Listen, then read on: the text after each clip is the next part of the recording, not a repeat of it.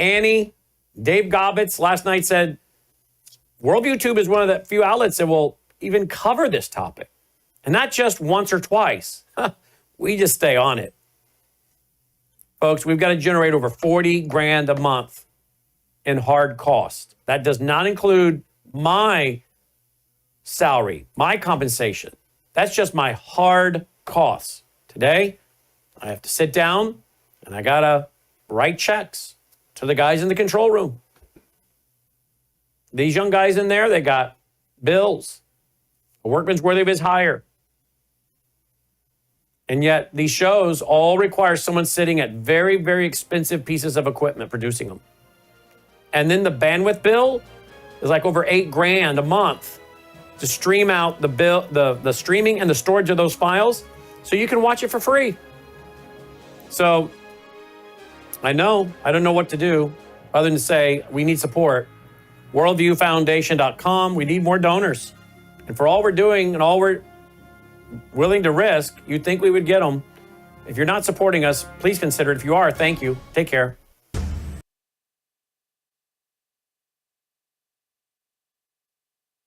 You're watching Worldview 2, built on the 35 years of Worldview books, documentaries, research, high-profile interviews, and the radio and television broadcasts of Brannon House. Colonel Rob Maness has a lifelong record of providing dedicated service to this nation. Having worked his way up from the enlisted ranks to full colonel, he served our country for more than 32 years. He has served as a bomber squadron commander, bomb disposal technician, Joint Chiefs of Staff Operations Officer, assisted the National Security Team with the campaign plan for the global war on terrorism. He authored the first theater nuclear war plan and served as the Vice Commander of America's largest airborne intelligence wing. Colonel Rob Maness is a true American hero.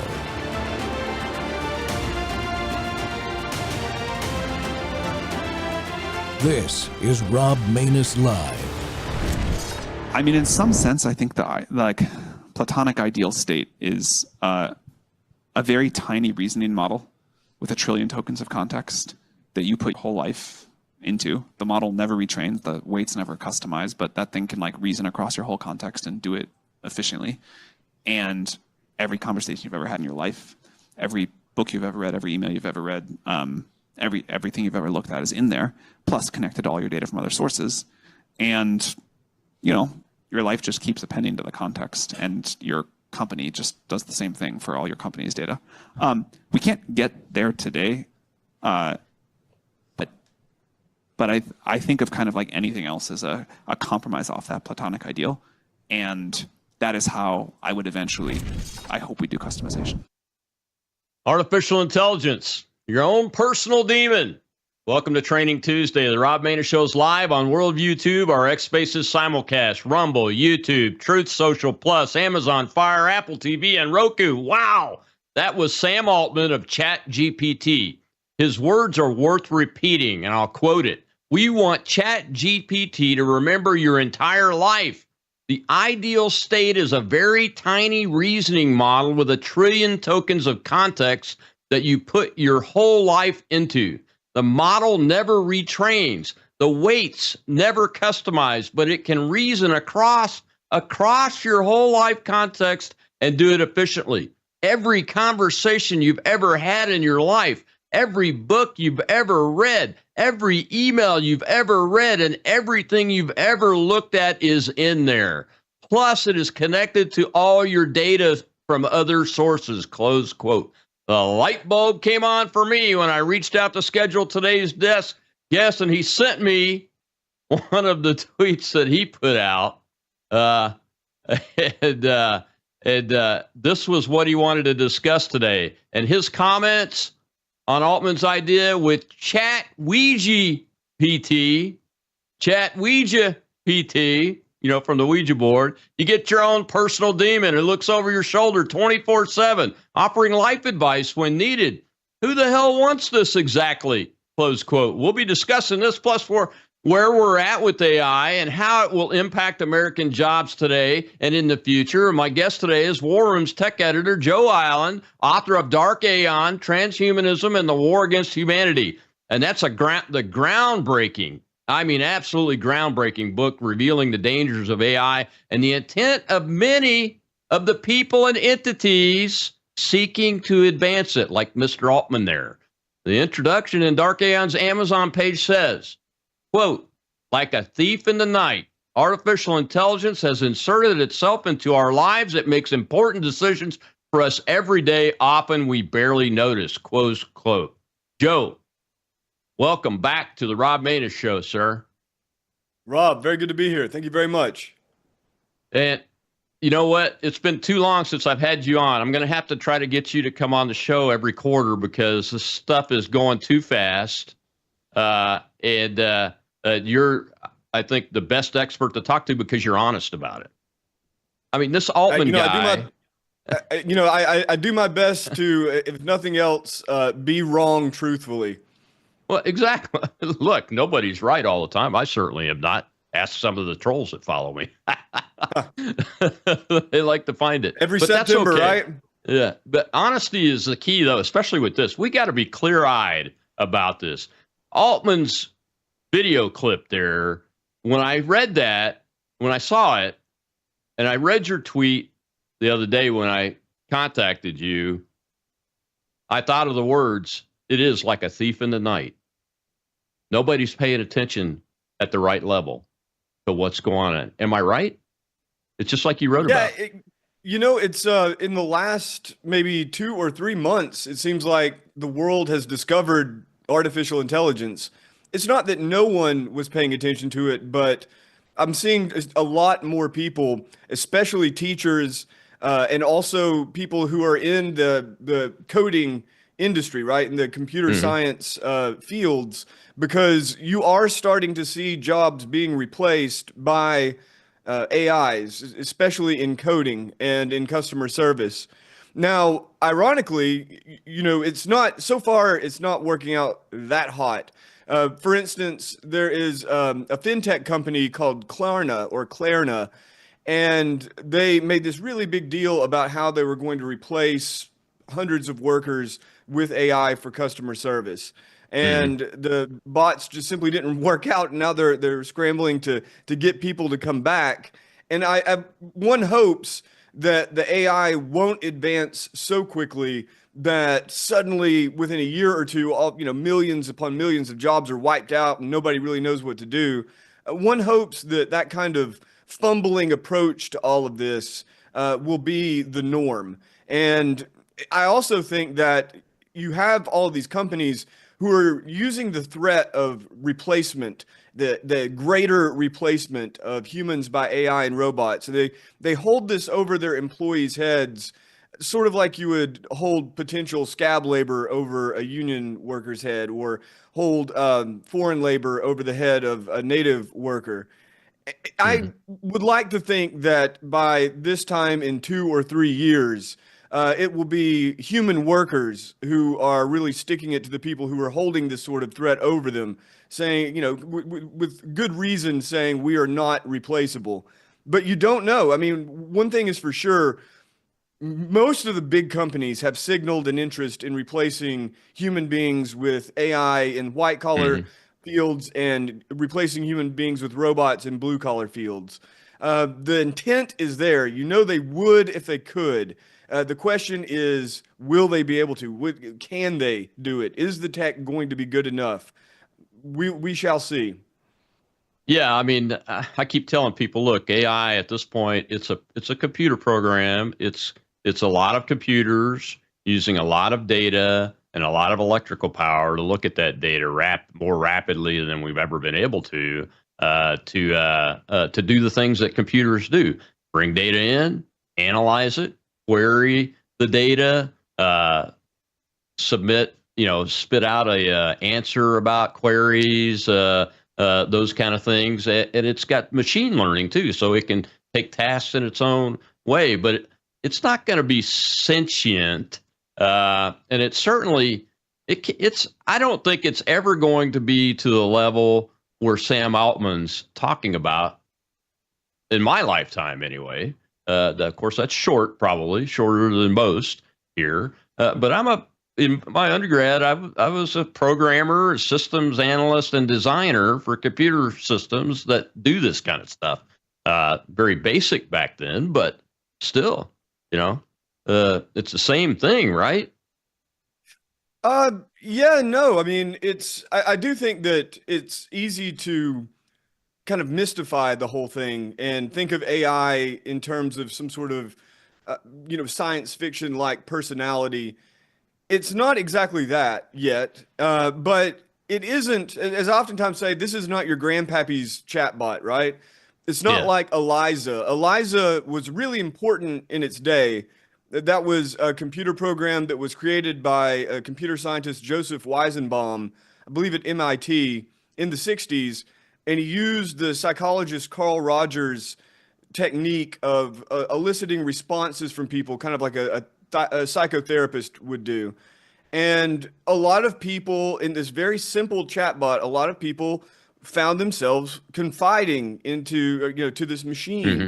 And basically, that was the state of chatbots until in the 80s, there were advances. The early 2000s, there were advances, but it didn't really take off all that much. It was really in 2017 when OpenAI began using what's known as the transformer architecture that they had gotten from Google. Google had open sourced the technique. And so it's 2017 where OpenAI really starts developing a large language model, GPT, that can, in many ways, imitate human reasoning, or at least human cognitive processes beyond what the previous chatbots would do. People could rightfully say for most of the history of chatbots, the machine is just programmed to do that.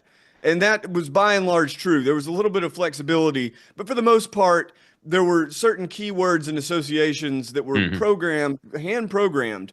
The large language models like GPT, like Grok, like Gemini, like Anthropic's Claude, these are very, very different in their nature. They're very different in their capacities, and they're really different in their degree of freedom. So, yes, for sure, AI companies kind of choose what the chatbot is going to be like in the sense that they choose what training data they put into it, and they put these guardrails around it to kind of steer it away from certain topics or towards certain topics. But it left to like the raw LLM, large language model, the raw chatbot has enormous freedom.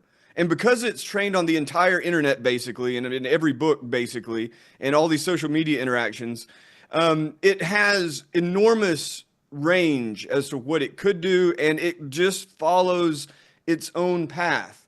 And I think that that degree of freedom is what's so creepy about it. That and its ability to articulate. It's not, again, it's not Hal from 2001: A Space Odyssey quite yet, Right. but it's certainly not Teddy Ruxpin either. How do we, one of the things that I see, and I say it too, it's still a garbage in, garbage out world. I mean, we saw, what was it, the Genesis AI bot? Gemini, yeah. Gemini, the Gemini AI, abject failure. Couldn't spit out anything. Couldn't even spit out a white male pope on an image. Well, with that and those one, kind of things. I think, What is that? Is that the guardrails you're talking about, or are they training it on something, or is it a combination of both? I think with that one, I've never seen a real clear explanation for what happened, but what does seem pretty clear is that from the top level at Google, this was Google's AI Gemini in its first, I believe the first iteration. And this was when, this must have been 2 years ago or so now, but people were querying it for, make a Viking or make a picture of the founders or whatever, the U.S. founders. And it would be black. They would all be black or Native American, or they would be, race swapped in some way. So it was just kind of like a parody of that liberal tendency to try to boost diversity.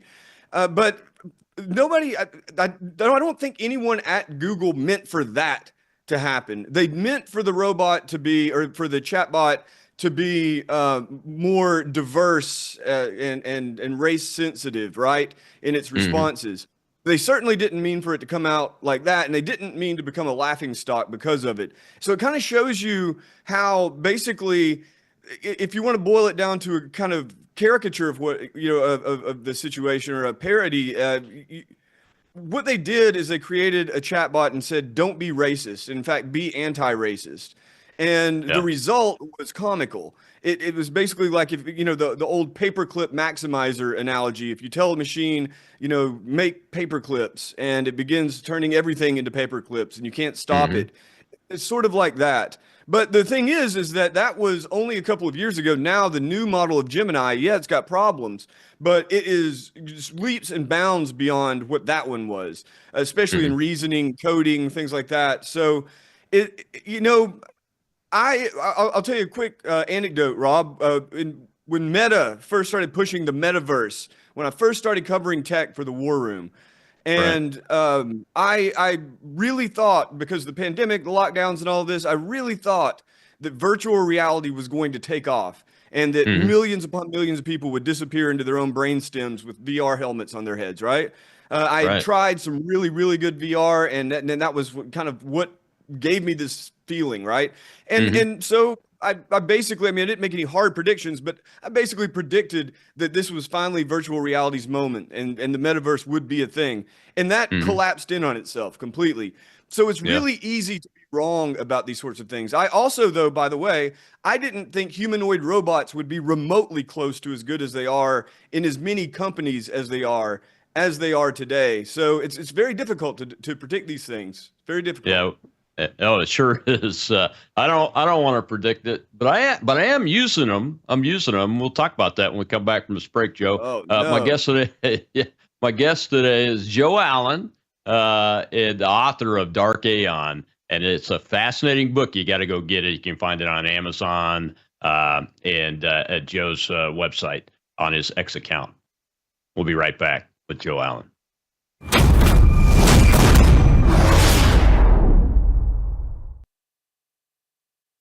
But with Brandon, it's always cutting edge stuff happening in the world, and it's not just from the political angle, because you can get that on other platforms, but it's always from the biblical angle. So you're dealing with a guy that loves Jesus, you're dealing with a guy that's very intelligent, you're dealing with a guy that is cutting edge conservatism, and you're dealing with a guy that wants to be biblical all at the same time. And so for that reason alone, I hope many, many people will not just lift up his ministry in prayer, but will also financially get behind it, because from the angle I'm trying to describe, he really is the only game in town. And we desperately need it in these last days. Can I get an amen to that?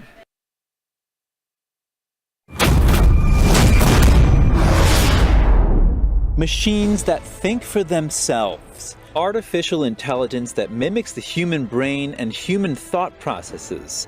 AI writes books, creates videos and images. With the click of a button, it analyzes data. Amazing technology that is in its infancy. Where is AI technology heading? Who's behind it? What is the goal? AI is promoted as an advantage to medicine, science, better living for the world, and global cooperation, all to help humanity. Is it? Or is it machine versus man, a race for control of humanity? America is in the AI race, along with adversaries like China. It is a race to master and excel in AI technology. It is not a race we can afford to lose. If China takes the lead, is our national security and sovereignty compromised? It is said that China's race to the moon is to enhance their ability to establish satellites capable of monitoring the world. What purpose does AI play in this? What are the stakes? What are the concerns? Jobs, privacy, images and messages controlled by whom? What are the benefits and what are the threats? The most important essential for the well-being of freedom is who controls it? Already, U.S. politicians are looking into compromised computer programming that hacks into our privacy and influences families. Is AI a benefit or a curse? Is it too late to stop, or should we get on board and win the race? Welcome back to the Rob Maness Show. It's Training Tuesday, folks. I got to tell you, artificial intelligence or your own personal demon, is that what we really want? And my guest today is the author of Dark Aeon, Transhumanism and the War Against Humanity, Joe Allen, who's also the War Room tech editor and has a Substack, The Singularity Weekly. Go check it out. Joe, welcome back to the show. And Joe, you were a panelist on that. That's the opening clip from a panelist from NTD News that you were on that panel with three other folks and everything. But the opening clip is very, very telling because it walks through the issues and the questions that a lot of people have. You mentioned that you were surprised by the ability of the humanoid robots that we've seen today. Have you been up close and personal to an Elon Musk Optimus? I have not yet, but I did actually. I did an interview with Amica. It's put out by Engineered Arts, and I was in California in December of 2023. So it's over a year ago, almost a year and a half ago now. I still never released it. Maybe I'll put it together and release it tomorrow. I don't know. The footage didn't come out all that well, but point being, I interviewed the robot, and the responses were actually pretty shocking. You know what? You've inspired me. Listeners, check back in a week. I now announce I will release the interview with Amica. I did do another one. It's the same model, a different AI in the brain, so to speak, at the Las Vegas Sphere. And, a friend who I'd met in Vegas described she had been in it and described it as a temple to transhumanism. And sure enough, it absolutely was. It was astounding. If you've seen the Las Vegas Sphere, just an extraordinary LED dome that's capable of producing all sorts of wild visual effects. And then inside is a kind of similar dome that functions like a 360 theater. But as you go in, there are all of these monuments to robotics and technology. And then up in the foyer, there are 5 Amica robots. They call them Aura. It doesn't really matter. And you have these like plaques or placards that describe progressively the transhumanist ambition to go into the metaverse and to become immortal, to create sentient AI. And you can talk. And I interviewed that robot. I'll tell you what, too, if you check back in my Twitter account, I'll repost that interview. It was interesting. That AI wasn't as advanced, though, as the AI that was in California. All this is to say, the experience wasn't as mystifying as you would think. In fact, it's very demystifying because it really exposes the kind of limitations and the glitches that are inherent in these sorts of things. So it's not that I thought that the robots were about to come alive and kill everybody, but any inkling that I did was, for the most part, dispelled. Yeah. It's and that's kind of why I wanted to ask you if you had been up close, because I've worked with robots many years ago with bomb disposal robots that we were testing back then decades ago.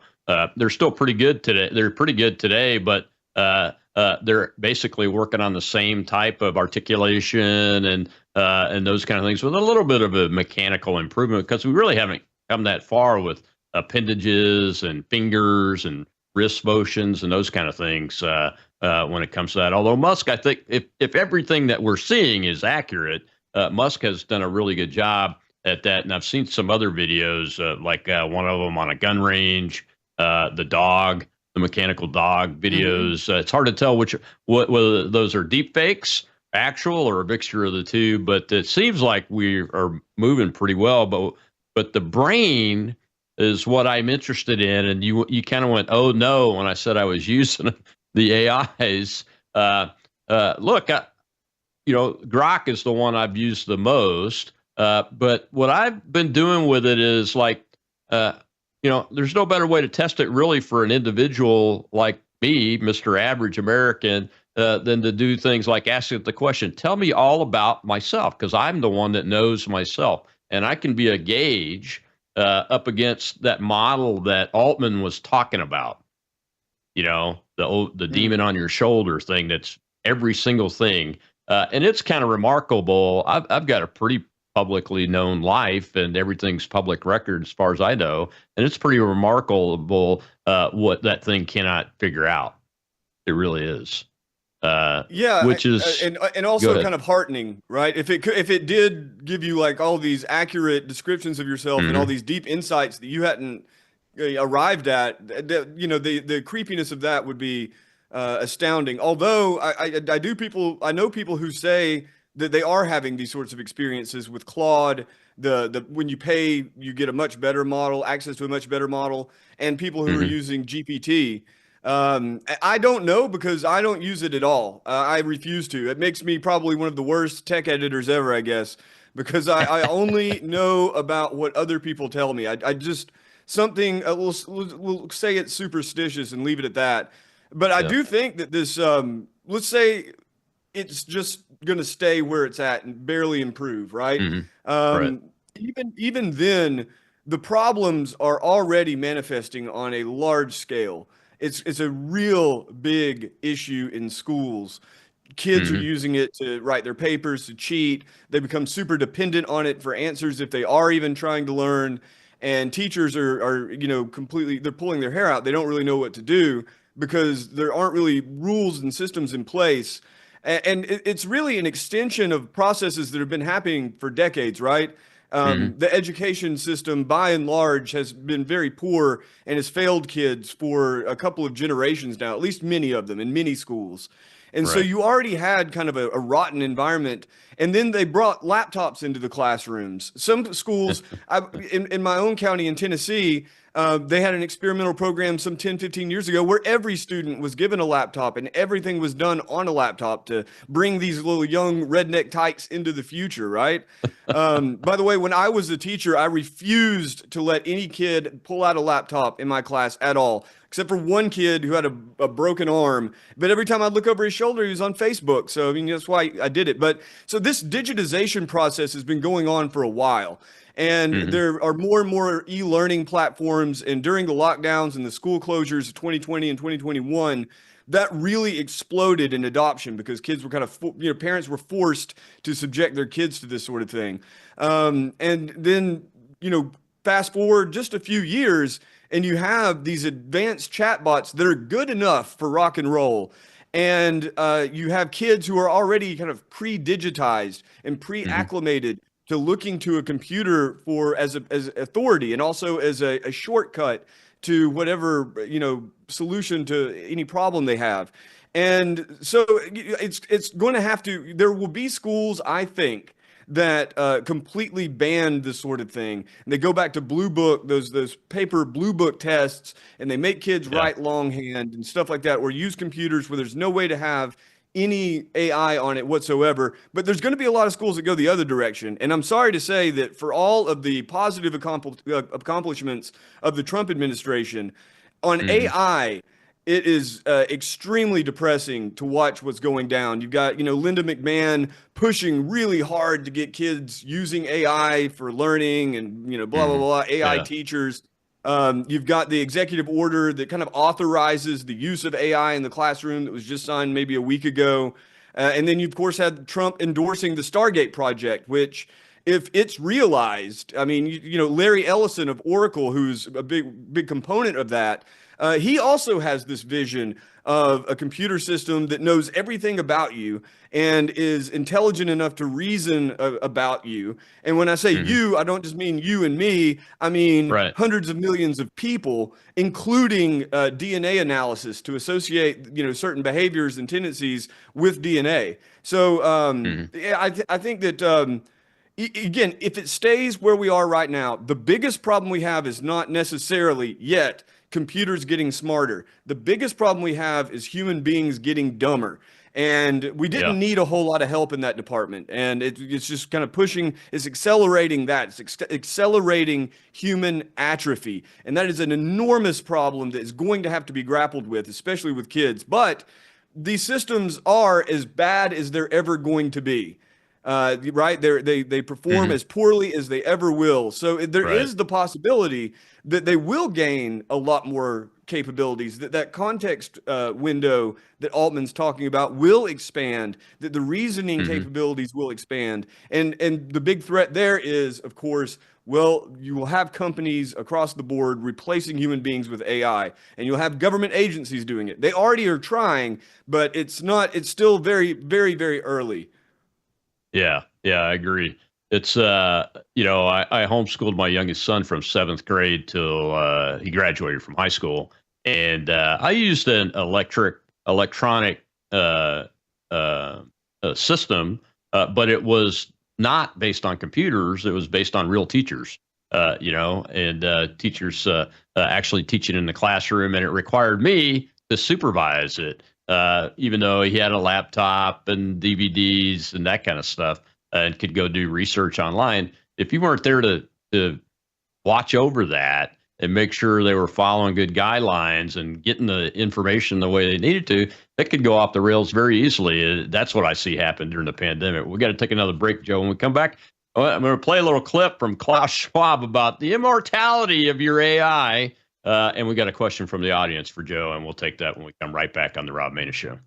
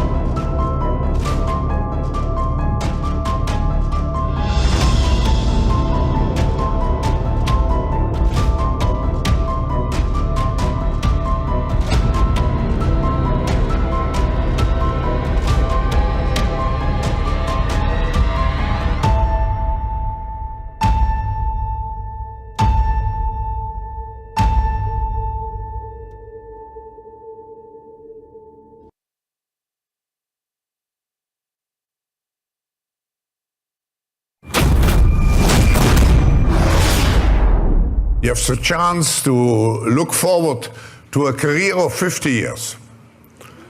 And my own opinion, maybe more. You will get some injections and some and so on, and then don't forget your avatar will continue to live. So. And your brain will be replicated through artificial intelligence and algorithm. So we don't know, but at least 50 years.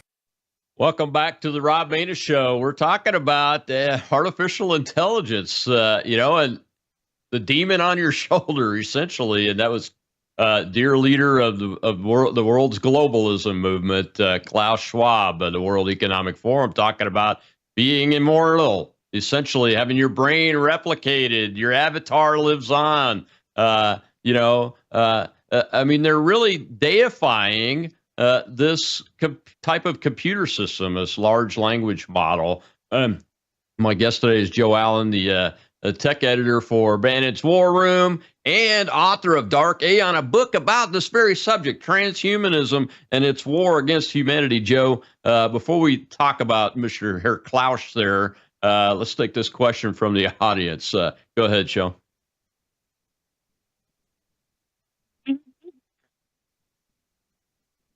Thank you, Shel. Thank you, Joe. Thank you, Colonel. The question I have is, what is the evolution of the architecture going to be? Because currently it's not sustainable. There's only 4 or 5 like hugely wealthy corporations that really control the large language models, are they ever going to have a time where the large language models get democratized, where the front ends are provided by many different companies, almost like cell phone service, so to speak, that use different networks that you don't even know what network you're on.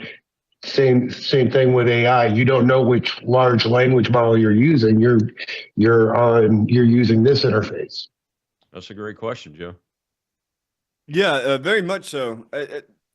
Just for background for the audience, right now, the big frontier models are coming out of OpenAI, that's ChatGPT, Google, that's Gemini. Grok actually is up there, and that's XAI, that's Elon Musk. And Meta AI is coming a long way, and that's up there. So, and then Anthropic, a kind of smaller or lesser known company that is really at the forefront of developing these large language models and other types of AI. So the question then, when will you start seeing more and more smaller players who are operating at the same or similar levels to these big companies with the frontier models? I think that more than likely, the big companies will always be quite a ways ahead of the smaller independent AI builders, right? People building AIs in their homes, and you can make a basic language model. You can actually download right now. Go to GitHub, download Llama, which was made and open sourced by Meta, and put that on a computer that's not connected to the internet, right? It's only on your computer, and you can use it kind of any way you can. It's got its limitations for sure, but you can do that. And there are a lot of other options like that. What we saw with DeepSeek from China and R1, it showed that with much fewer resources, less money. I think they probably lied about how much money they actually used. I also think they probably lied about the hardware that they used. They probably had better hardware. And they also distilled the model most likely from GPT, meaning that, like many Chinese technologies, is kind of a knockoff, right? But it was good enough that people were saying, oh, this is the end of OpenAI, or oh, this is the end of NVIDIA. It was not true. That was one prediction for sure that I got right. I think that like what we see now with the open source AI, you can get an AI that's as good as GPT-3, easy as pie. And again, Llama is about there, right? And it's small enough that you can put it on a home computer. So it's kind of it's two-way answer to that.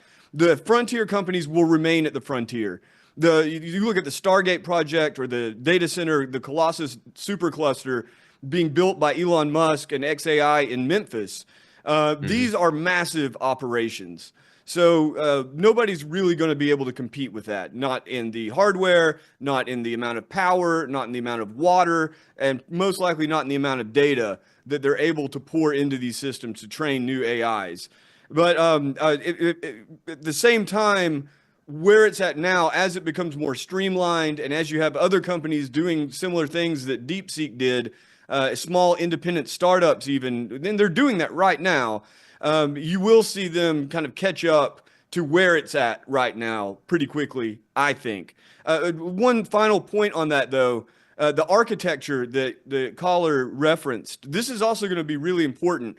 These companies want to build God in a box, right? That's the goal, to build the biggest, smartest thing in the universe, if aliens are not real. So what they want to do, it requires, like, this ambition requires like these massive resources, and they thought that maybe if you just keep scaling it up and making it bigger and bigger and bigger, like a bigger brain essentially, the large language model would become in essence self-improving. In essence, all these new reasoning capabilities would emerge, and they have to some extent.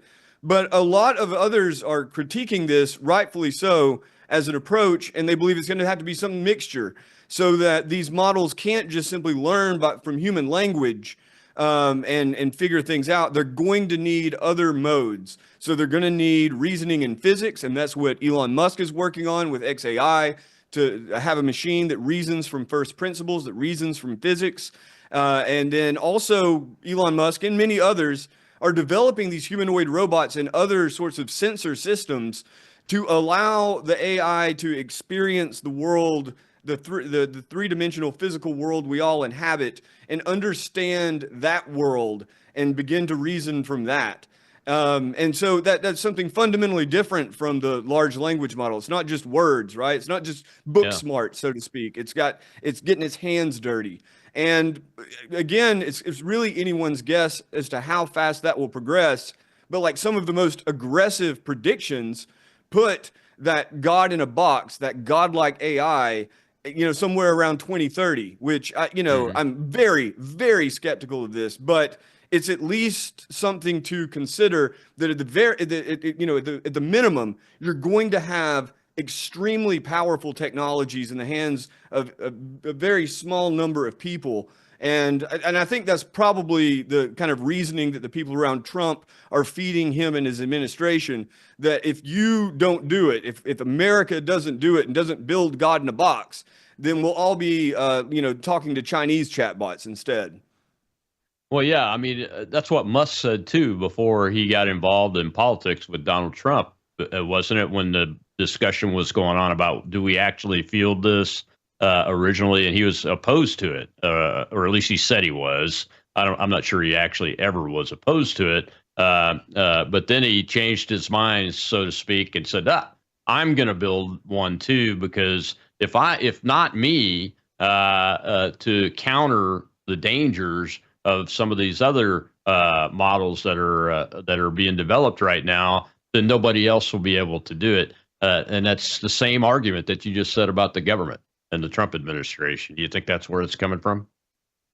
I think Musk is a huge influence on that. Absolutely. Others as well, though. Palantir has been a big player in this, and they oftentimes, I think, kind of ride under the surface of the conversation. Every now and then you'll have some libertarian organization. There are people like Whitney Webb has been really obsessed with Palantir and has done a ton of reporting on it. The Palantir, the company, was co-founded by Peter Thiel in the aftermath of 9/11, and it was largely created in order to analyze all of the data that was coming in from surveillance. And they do a number of other things, but primarily too, aside from national security or just security in general, they also do a lot of stuff with aggressive, warfighting AI. So they're partnering with Anduril, for instance, who is Palmer Luckey, who is a protege of Peter Thiel, to create better and better death drones that presumably can be autonomous and decide to kill or not kill on their own. Although Palmer Luckey, to his credit, has said at least that the ideal would be to keep a human in the loop. But Palantir has been a really big influence on the administration, and Peter Thiel has been a really big influence on Trump. Peter Thiel was with Trump back in 2015, 16. He's been with him for a long time. And with Palantir, you've got like all of these different projects that are going on, like to bring AI into the government, to bring AI into healthcare. You just had, I think yesterday, or the day before, Robert F. Kennedy, I think to his discredit, boosting AI as a key way of moving healthcare forward, meaning that you have sensors all over your body that are basically doing what Sam Altman was talking about, but just with your body and trying to understand your body inside and out so you can manipulate it and make people well. Sounds good in theory, but if you think it's bad to have somebody an AI raking over your emails, think about an AI that's raking over your internal physiological state 24/7. The dangers are just tremendous, and Palantir is at least part of that. And so I guess the short version of all this is that Trump, from his own rhetoric, seems to believe what all of these other people believe, which is that AI, whatever its capabilities, will be a prime determinant in who is the wealthiest, who has the most powerful military, who has the kind of, in essence, the most knowledge and control over the domestic population. And so he's going for it. And, I get the reasoning, but I am completely against it. And if I could speak to Mr. Trump, I would, plead with him to at least try to put the brakes on some of these operations. Yeah, I mean, their view, and they openly say it, and I have to agree with them, I think, on this, is that this development is inevitable now, unfortunately, because it's out of the box. Pandora's box is open. But what I'm concerned about, and we'll talk about this next segment because I'll have an opening clip from J.D. Vance as vice president about AI and everything and its impact on workers. But what I'm concerned about is take Palantir, for example. They're not transparent enough because they were born post 9/11, and all of that stuff's been cloaked in classification and secrecy and those kind of things. And that leaves it open, leaves itself and leaves all of us open to being feigted, to being fooled, and to being lied to by the government. We're at a point in time, Joe, where nobody, I served in the government for 32 and a half years of my life. My dad for 23. I don't trust anything that comes out of the government unless I can verify it. And I understand the classified stuff is one of those things unless I'm inside, I'm never going to be able to do that. But geez, we've got to figure out in that environment where this is going and how we can control it. And that's one of the big questions I want to get you to answer is what you're thinking about as to how human beings can keep this under control from our personal perspective on artificial intelligence, because I don't want a demon on my shoulder. We'll be right back with Joe Allen.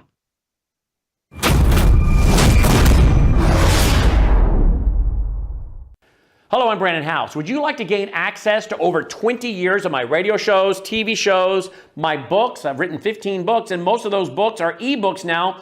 And we have conference DVDs, conferences where we filmed our conferences at the Ozarks, literally starting 20 years ago. It's all available in our archived vault. All you have to do is go to worldviewtube.com/vault, worldviewtube.com/vault, and for a reasonable monthly fee, you gain access to over 20 years of Christian worldview programming, news, information, books, documentaries, and a powerful search engine. And folks, it's a great way not only to educate yourself, equip yourself, but it's a big way that you can help fund our continuation as a broadcast network. Please check it out. worldviewtube.com/vault, worldviewtube.com/vault, and help us continue pushing out a Christian worldview.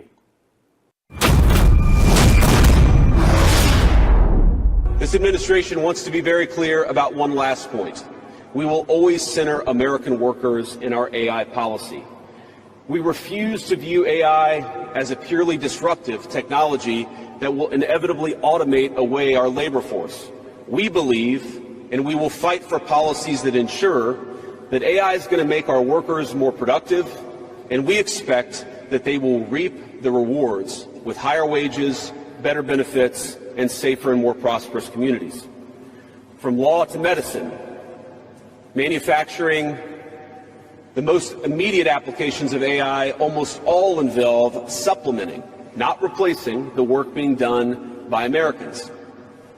Now, combined with this administration's worker-first approach to immigration, we believe that the U.S. labor force prepared to use AI to its fullest extent will instead attract the attention of businesses that have offshored some of these roles. To accomplish this, the administration will make sure that America has the best trained workforce in the world. Our schools will teach students how to manage, how to supervise, and how to interact with AI-enabled tools as they become more and more a part of our everyday lives. And as AI creates new jobs and industries, our government, businesses, and labor organizations have an obligation to work together to empower the workers, not just of the United States, but all over the country, all over the world. To that end, for all major AI policy decisions coming from the federal government, The Trump administration will guarantee American workers a seat at the table, and we're very proud of that. Welcome back to the Rob Maness Show. We're talking about artificial intelligence, and really, that nobody really wants a demon on their shoulder like Altman that ChatGPT talks about, or the immortality and my brain digitized like Herr Klaus Schwab of the globalist World Economic Forum talks about. But I think most people aren't opposed to advancing in the tools that man has created and is creating for himself. And my guest today is the author of Dark Aeon, Transhumanism and the War Against Humanity, Joe Allen, and the War Room tech editor. Joe, Vice President Vance's speech there, it hits at least the right tones from the way I saw it.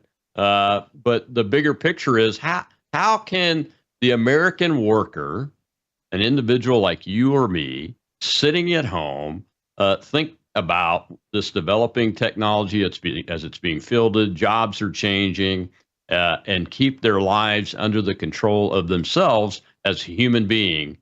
What are the recommended ways that we're going to see developed to do that? It seems like it may even be an unanswerable question. It's a very difficult one. It's one that I've been trying to formulate for years now and have not. I'm sorry to tell you, Colonel Rob, that I do not have the answer to this problem, but I do have a few answers. First, though, if I could just speak to what Vance was saying there. I mean, if you were to distill down all of my writing and reporting on AI and robotics and genetic engineering and whatnot over the last 4 years, it would basically be robots bad. It's as simple as that. Robots are bad. And now if you were to distill what Vance is speaking about there, how he is framing this and how many others are framing it, right? It's just that robots are good. And it's going to be a mixed bag no matter what. A lot of it's just not going to matter, but it's going to be a mixed bag. So I do think it's important to take both perspectives seriously. That being said, Vance has a lot of interest in this beyond that of a typical vice president, right? He himself is also a Peter Thiel protege and has invested in a number of biotech companies that made him very wealthy. So, he has a vested interest in seeing this go forward. So as to what to do about it, one thing I think that for the next couple of years that is just going to have to be accepted is that most likely the government is not going to step in and fix this for you. You look at the momentum of the Trump administration, it's probably among the most reckless in terms of policy in the world. Even the Chinese, who are pushing and pushing and pushing to catch up to America, have more sense of caution around this than the Trump administration. So in America, as Americans, number one, if you are on Team Robots Bad, like myself, then you just, I think, are going to have to prepare for the government to be against your interest in this, in the sense that the government is going to not do anything to control it or regulate it, and also is going to do everything to advance it and push it forward.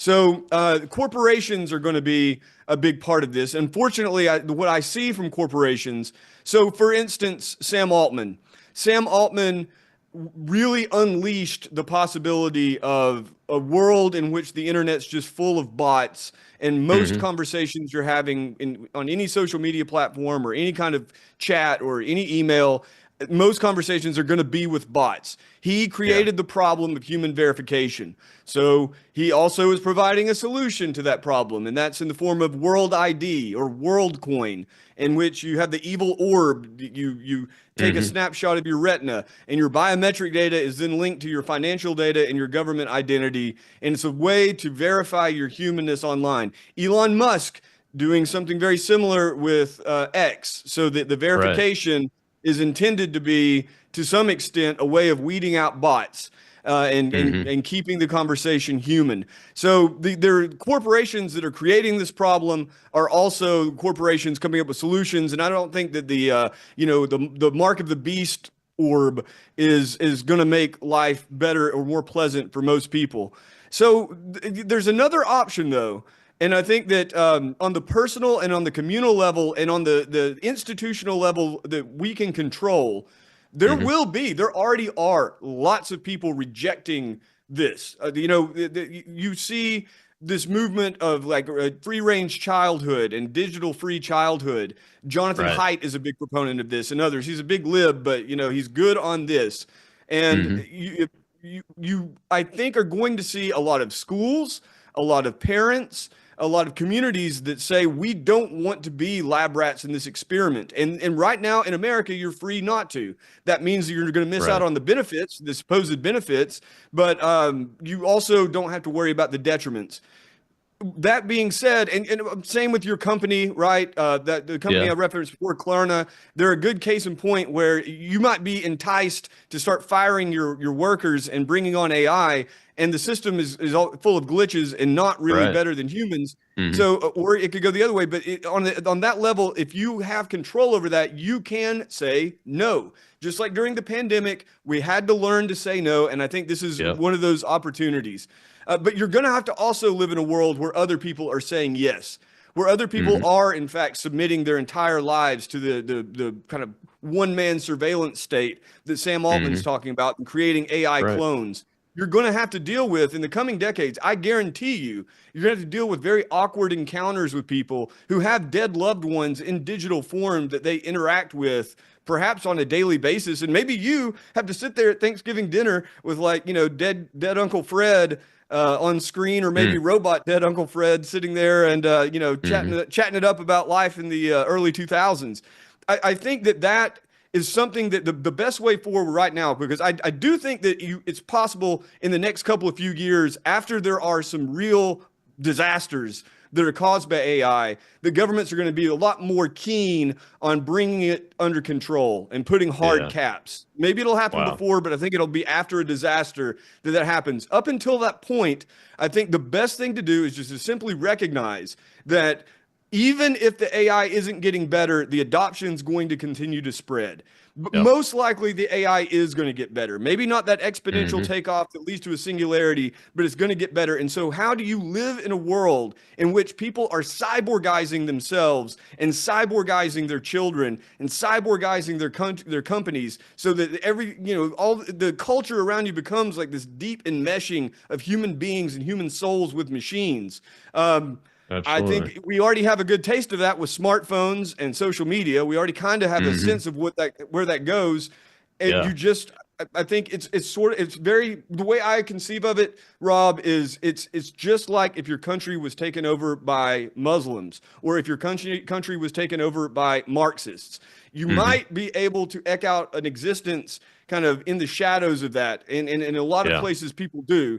But you are going to have to accept that the powers that be they basically have a different religious system, the whole worldview than you do.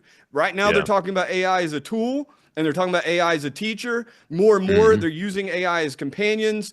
They're very soon going to be talking about AI as a creature with rights and consciousness, and their goal is to create AI as a god. It's a fundamentally religious quest, and it's one that if you do not share it, you're going to have to learn how to live out a life with coexistence with it. And unfortunately, for the near future, you're going to have to learn how to do that, in which the greatest companies on earth, the wealthiest men on earth, the most powerful government on earth is behind it. It's suffused with techno-religion, otherwise known as transhumanism. It's very biblical sounding, as in the book of Revelation. Very biblical sounding in the tribulation, Joe. Well, I think we've got one question left in the audience. Let's take that real quick before we get to the end of the show. Only got a few minutes left, though. Go ahead, Shell. Hello, Vortex in the audience. What do you think about the parallels between large language models and the Tower of Babel?